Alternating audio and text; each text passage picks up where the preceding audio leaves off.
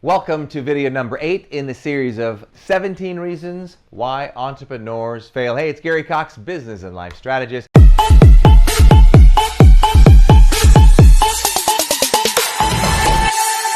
And because of the numbers are high as 95% of companies that fail, one of the reasons I want to share all this information with you is because we know the odds are against us as entrepreneurs, and there's a lot of things, and I've just got 17 in here. There's so many more, and I don't want you to watch this and get, discouraged, but we all have to be reminded of these things and more to be successful. And unfortunately, because most people are not like you, willing to take the time to listen to things like this, that's one of the reasons they fail. So I'm going to start off by asking you a question. What do these companies have in common?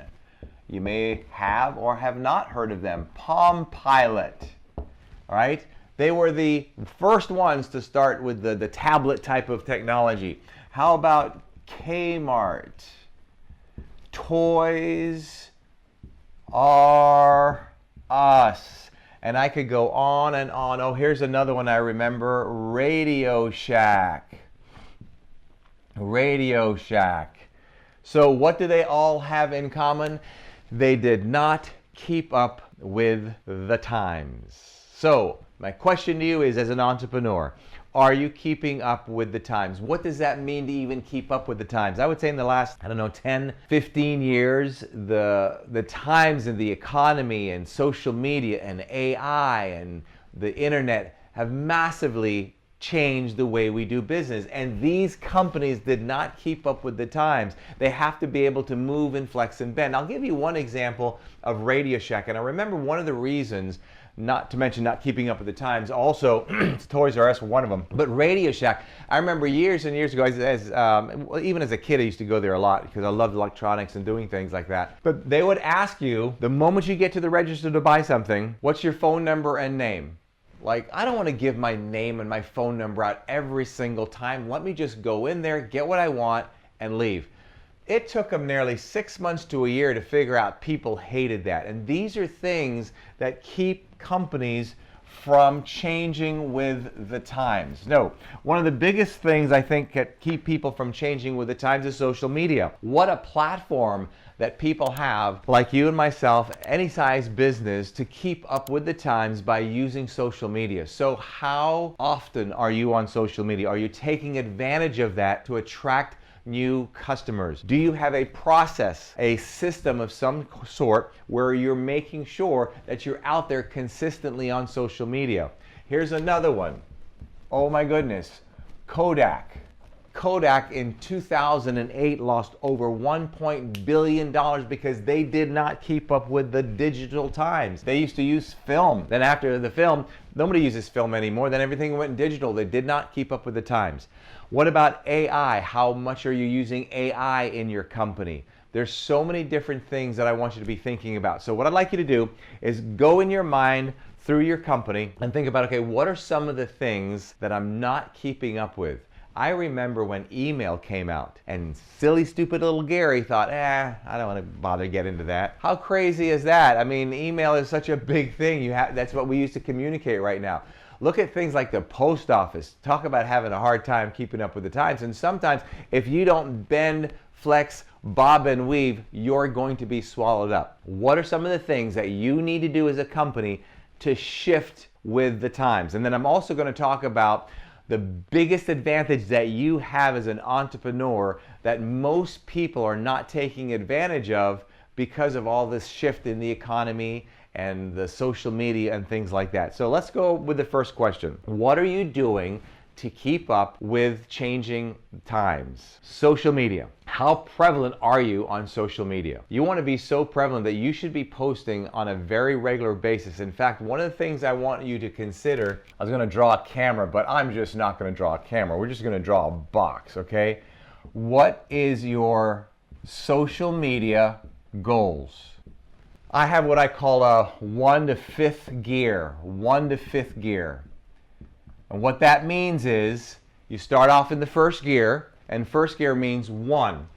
At least once a day, post on one or all of the social platforms as you can. So one could be, there's YouTube, there's Instagram, there's LinkedIn, and so forth. Get to the point that you can at least, if you can't do one on all of them, try to do one-on-one. Just one video, one post on one platform. But be consistent. The people who win and get ahead of the times is they're consistent, they see the change, they're consistent, they see another change, they're consistent, but you've got to be consistent. What's the second gear? Second gear is pretty obvious, right? It's going to be 2 times. So what can we do to post twice a day? And then 3 times, and so on. I don't want to get into a social media course here, but always remember on your, excuse me, on your CTAs, on your social media, you want to always include a CTA, call to action, whether it be to buy something or a CTA to engage. So if I say to you, hey, comment below, that's a CTA. Comment below, let me know what changes that you've had to make in your business. So when I say comment below, that's a CTA. To get your 50% discount, comment 50%. Those are all CTAs. So remember, be very, very intentional with your social media.